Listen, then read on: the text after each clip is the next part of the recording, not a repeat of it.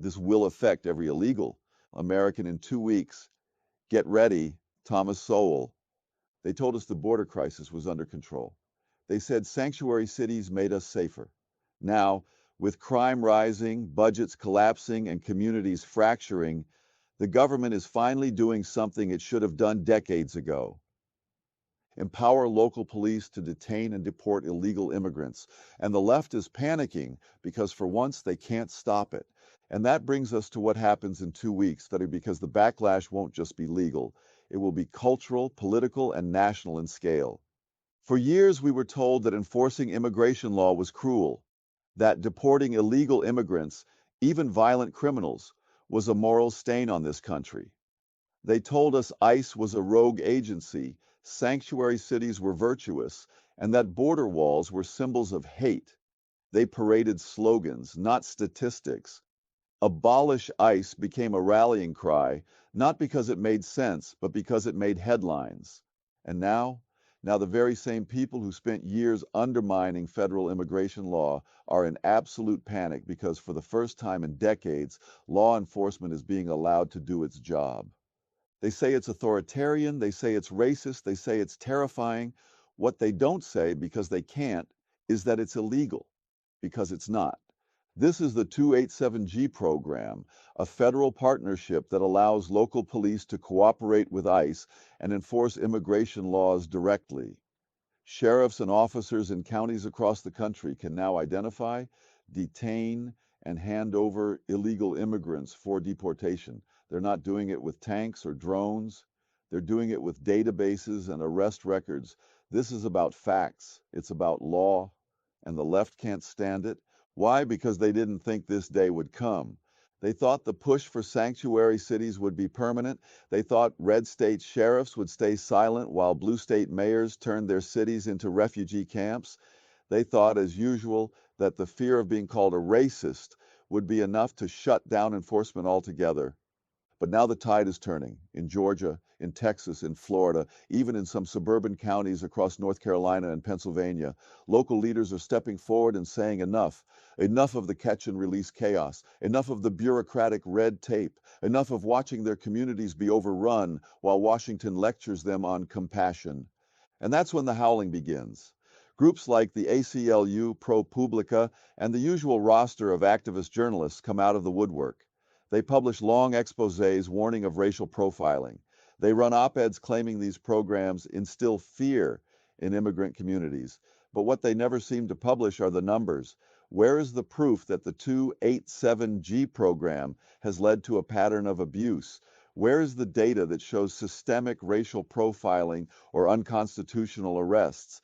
It doesn't exist because the program is focused on individuals already in custody. This isn't about cops patrolling the streets, asking people for papers. It's about checking immigration status after an arrest, after a crime has already been committed.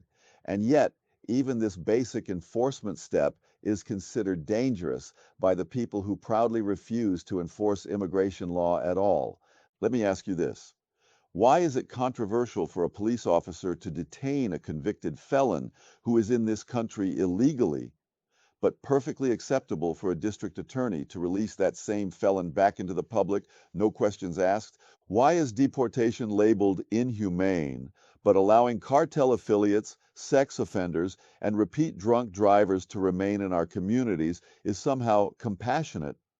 Why is it that cities like San Francisco, where open drug markets and criminal vagrancy are everyday realities, are praised for protecting illegals from ICE, while sheriffs in Texas who simply obey federal law are called extremists? The answer is as ugly as it is simple. The left doesn't hate law enforcement. They just hate law enforcement they can't control. Because 287G doesn't run through Washington. It runs through county jails and sheriff's offices. It puts the power back in the hands of local voters and their elected officials, the same localities that have been demonized, mocked, and dismissed for years. These aren't rogue militias. These are police departments doing what they were trained to do, protect their communities. And now for that, they're being accused of hate crimes. We've reached a point where even enforcing immigration law is treated like an act of rebellion. And the reason is clear because for the progressive elite, Laws are flexible. They're not about order, they're about optics. If the law aligns with their ideology, it must be obeyed. But if it doesn't, it's branded oppressive, racist, or outdated. And that's why they hate programs like 287G. Not because it's unjust, but because it bypasses them entirely. And make no mistake, when they cry racism, it is not an argument. It is a defense mechanism, a way to shut down debate before it ever begins. They don't want to argue about numbers or crime rates or budgets, because in every one of those categories, the facts are not on their side.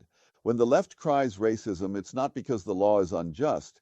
It's because they're no longer in control of how it's applied. And that's the real crisis for them. Not illegal immigration, but the loss of narrative control. But what if this has nothing to do with racism and everything to do with power? If there's one thing the progressive establishment cannot tolerate, it is the loss of centralized control. Because to them, immigration has never truly been about compassion. It has always been about power, the kind of power that flows one direction, from the federal bureaucracy down to the rest of us. And when counties across America began to partner with ICE under the 287G program, that flow reversed. And that terrifies them, because 287G does what no White House executive order, no activist lawsuit, and no CNN segment can undo.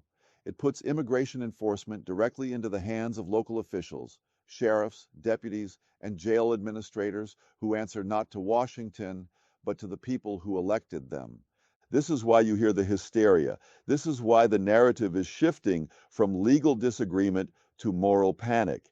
Because if the left can't control immigration from the top, they lose the ability to manipulate it from the bottom. And for a movement built entirely on centralized ideological enforcement, from speech codes to pandemic lockdowns, decentralization isn't just inconvenient, it's catastrophic. Let's not forget what they've done with that power. Under Democratic administrations, and let's be honest, increasingly under establishment Republican ones as well, the federal government has worked relentlessly to dismantle any semblance of immigration law. Deportation has been narrowed, detention has been politicized, border agents have been handcuffed by guidelines that serve more as gag orders than as rules of engagement.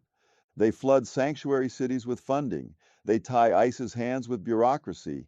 And then, when a local jurisdiction refuses to cooperate with deportation orders, they celebrate it as an act of moral courage. This is not governance. This is sabotage masquerading as virtue. But here's where the game falls apart. 287G flips the power structure. Instead of localities needing permission to enforce the law, they simply sign a memorandum with ICE and begin. They can access federal databases. They can detain individuals already in custody for immigration violations. They can initiate the very kind of coordination the left has spent decades trying to prevent. And suddenly, the sanctuary model begins to crack. Because 287G doesn't need San Francisco or New York to participate, it thrives in places like Cobb County, Georgia, Maricopa County, Arizona, Collier County, Florida. These aren't fringe outposts. These are bellwethers, the kinds of places that decide elections. And the left knows it. They also know what happens when those counties become safer, when crime goes down, when fentanyl trafficking is interrupted, when voters begin to realize that, yes, immigration laws can be enforced without militarization, without chaos, and without waiting for Washington's permission. That is the true danger to their agenda. Not that 287G might fail, but that it might succeed. And we've seen this before. This is not new. Just look at school choice. The teachers' unions don't fear charter schools because they don't work. They fear them because they do. Because every student who leaves a broken public system for a better opportunity exposes the failure they've spent their careers defending. Immigration is no different. When local governments begin enforcing immigration law effectively, they expose the true nature of federal obstruction. They make sanctuary cities look not just radical, but dangerously negligent. They reveal that what we've been told is complicated is actually very simple. Either enforce the law or don't. That's why they're panicking now. Because Donald Trump, for all his bombast, was the first president in modern history to expand 287G aggressively and unapologetically. He didn't just talk about illegal immigration, he restructured the framework for how it was addressed. and the counties that joined under his administration saw immediate results. Biden, by contrast, tried to dismantle the program quietly, not because it was broken, but because it was working in ways that embarrassed the narrative. But then came the backlash. Communities demanded answers. Crime statistics began to tell an uncomfortable truth. And suddenly the administration was forced to backpedal. Some jurisdictions were allowed to maintain their partnerships. Others quietly reapplied. But the damage to the left's command and control model had already been done. This is the thesis no one in legacy media wants to confront. They don't fear immigration enforcement because it doesn't work. They fear it because it does. It returns agency to the local level. It breaks the cycle of federal dependency. And it reminds everyday Americans that sovereignty begins at home. Because if a sheriff in Arizona can uphold the law while a governor in California openly defies it, the question becomes not whether the law works, but why one side refuses to let it. And what they're doing now to stop it tells you everything you need to know. When local police departments began signing on to 287G, the reaction from the left wasn't debate. It wasn't legal scrutiny. It wasn't even principled opposition. It was warfare, political, legal, and institutional. Because when centralized power starts to slip, the people who depend on it don't argue. They retaliate. Activist groups like the ACLU immediately launched lawsuits, not based on evidence of abuse, not based on legal inconsistencies, but based on what they call potential harm, a phrase so vague it could mean anything and therefore means nothing. Civil rights organizations began pressuring county boards to reverse their 287G agreements. The claim? That these partnerships chill immigrant communities as if enforcing the law were somehow equivalent to terrorizing the innocent. They don't offer data. They don't cite systemic misconduct. What they offer instead are headlines, horror stories stripped of context, amplified through sympathetic media networks, and weaponized against any sheriff who dares participate in the program. In blue states, the attacks go even further. Some Democratic governors are now threatening to withhold state funding from local departments that cooperate with ICE. In California and New York, local leaders are told, you can have resources or you can have enforcement, but you can't have both. That is not governance. That is blackmail. And then there's ProPublica, whose investigations read less like journalism and more like warnings to the ruling class. They talk about increased tensions in communities embracing 287G, but what they really mean is that people are starting to fight back against decades of federal neglect. In their eyes, tension isn't something to resolve, it's something to suppress. And yet, even under this full spectrum pressure, some sheriffs are standing firm. In Florida's Collier County, in Georgia's Gwinnett, in Arizona's Pinal County, sheriffs have refused to back down. They've pointed to concrete outcomes, reductions in repeat offenses, fewer drunk driving fatalities, and measurable drops in gang-related activity. But instead of praise, they receive investigations. Instead of media coverage, they get media silence. And in many cases, they're now facing threats, censorship campaigns, and even federal review by DOJ officials who never seem to inspect sanctuary cities with the same scrutiny. Why? Because the results speak too loudly. Because when the public sees that local law enforcement can, in fact, reduce crime by cooperating with ICE, without racial profiling, without constitutional violations, without chaos. It threatens the very foundation of the progressive narrative. And that narrative is this, that only Washington has the moral authority to govern immigration, that only elite experts in federal buildings can determine how, when, and whether the law is applied, that the rest of us, the voters, the counties, the sheriffs, are too ignorant, too biased, or too dangerous to be trusted with sovereignty. But the truth is beginning to cut through the fog, because if a sheriff can't detain an illegal gang member without being called a white supremacist, then the law itself has become hostage to ideology. It's no longer about crime, it's about control. It's about whether communities still have the right to defend themselves without begging for permission from bureaucrats who never see the neighborhoods they're regulating. This is no longer just an immigration debate. It is a constitutional one. The left wants to make 287G radioactive, not because it fails, but because it works. They want to crush it, before it becomes a national movement. Before more counties realize they don't have to wait for DC to fix the border, before ordinary citizens realize that local government, not federal overreach, is still the most powerful force in American life when it's allowed to function. So they smear, they threaten, they censor.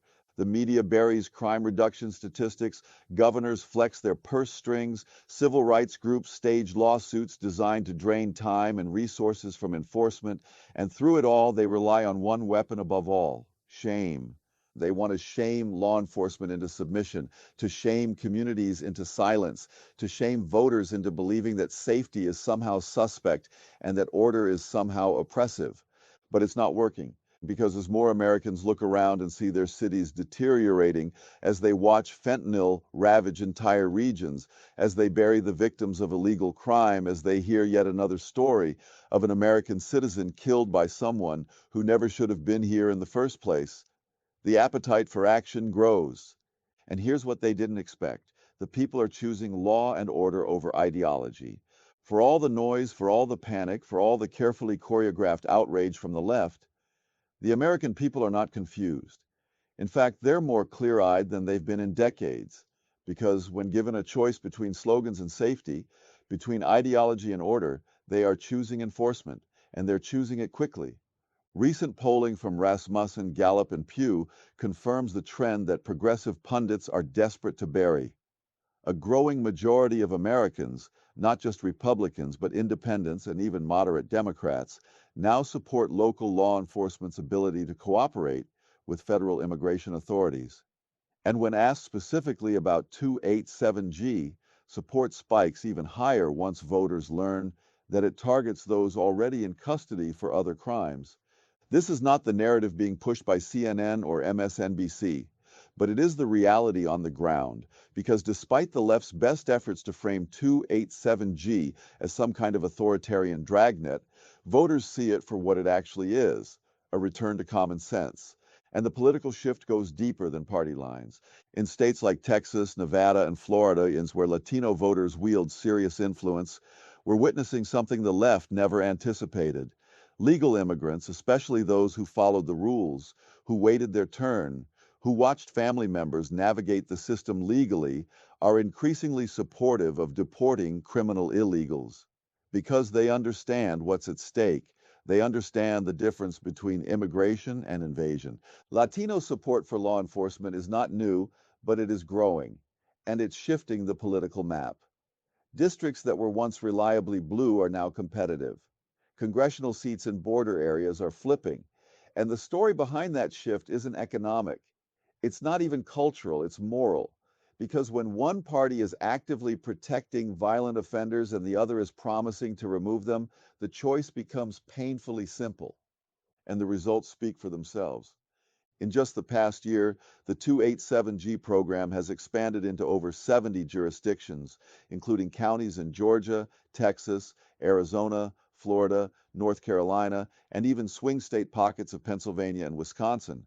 More counties are applying every week, and the reason is as straightforward as it is politically devastating to the left. It's working. Sheriffs report fewer repeat offenses. Local jails are less crowded. ICE agents can act on information in real time. Communities that were once overrun by gangs, cartel influence, and cross-border crime are beginning to stabilize. This is what happens when you enforce the law, not selectively, not politically, but structurally. And yet, if you turn on the evening news, you won't hear about it. You won't hear about the single mother in Gwinnett County who no longer fears for her children at the bus stop. You won't hear about the school district in Pinal County where fentanyl seizures are down and test scores are up. You won't hear about the police departments reporting higher morale because their efforts are no longer sabotaged by higher bureaucracies. That's because these stories don't serve the narrative, but they do serve the truth. And on platforms like Truth Social, Talk Radio, and Breitbart, that truth is cutting through the fog. Conservative media isn't framing 287G as a policy tweak. They're framing it as a grassroots revolution, the moment where the American people began to claw back control of their borders, not through protests or symbolic resolutions, but through legal authority embedded in local institutions. And that message is resonating because people aren't just watching, they're participating. County commissioners are fielding calls from constituents demanding action. Sheriffs are being reelected by wide margins for defending enforcement.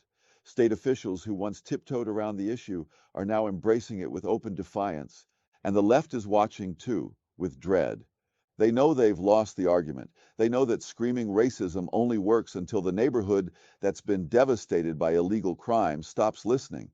So they're preparing their next move. If this expansion continues, they won't just smear local departments, they'll try to override them. Expect lawsuits from the DOJ. Expect federal injunctions designed to tie up the program in court. Expect new bureaucratic rules that attempt to gut enforcement through red tape.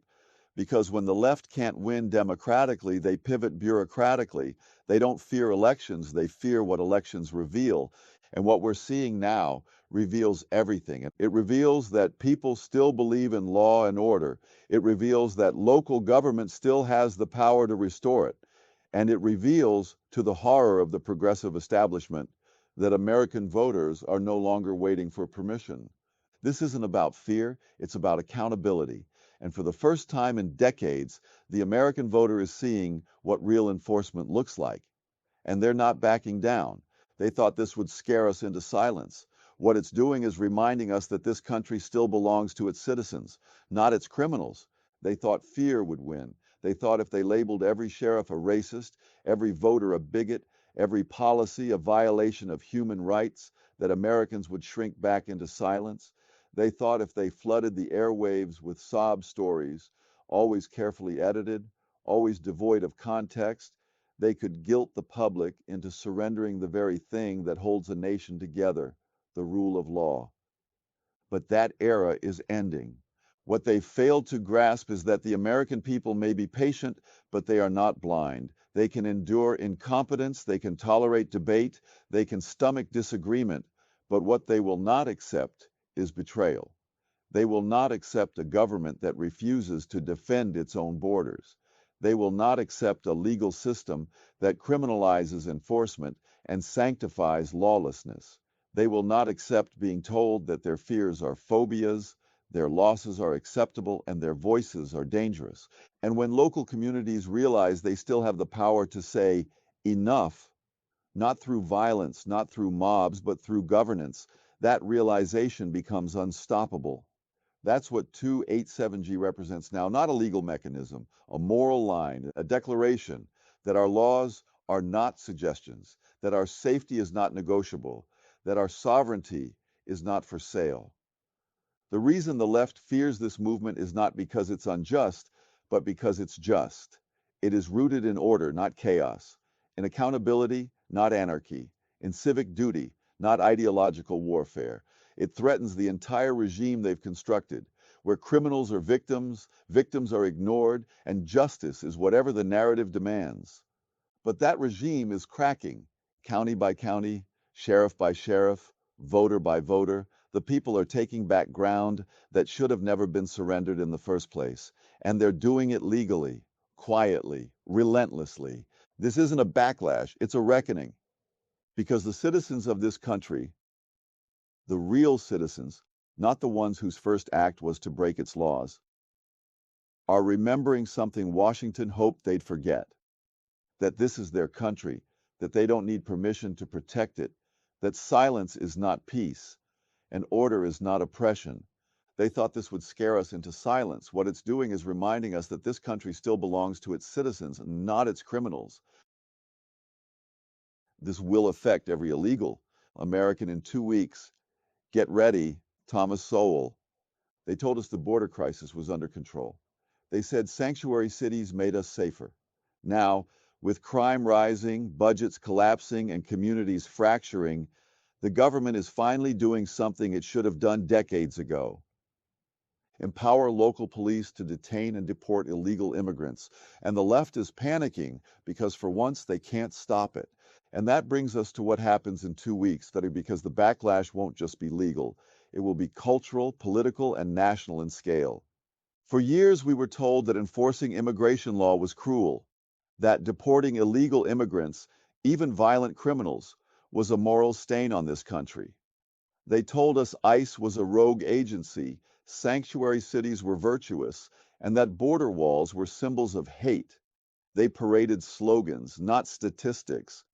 Abolish ICE became a rallying cry, not